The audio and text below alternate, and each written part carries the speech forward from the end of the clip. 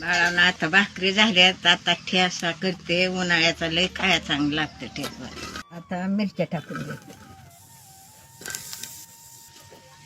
आता चांगले मिरच्या भाजून घ्या. शेंगदाणा टाकून घेते. शेंगदाणा टाकलं खाया तिखट लागत नाही, चांगलं लागतं. तेल ओतून घेते.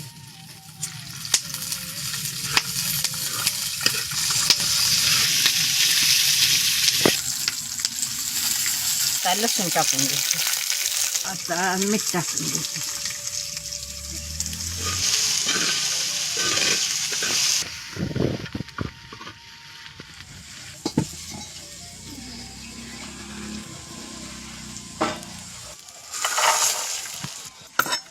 आता बाळानं चांगलं रगडून घेऊ.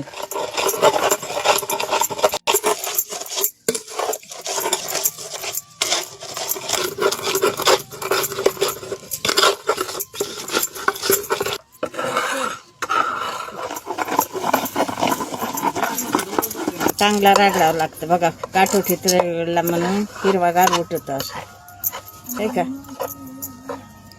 हिरवागार झाला.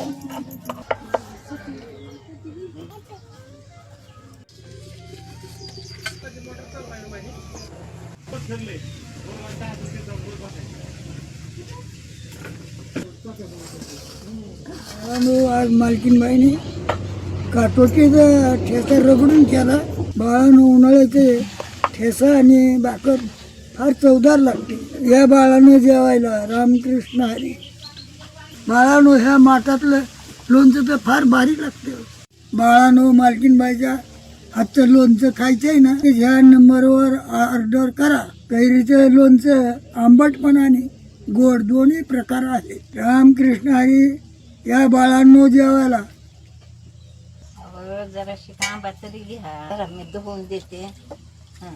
आंबा घ्या खाया बाकी. जसं लोणचं मूर्त आहे ना, फार भारी खायला लागतंय.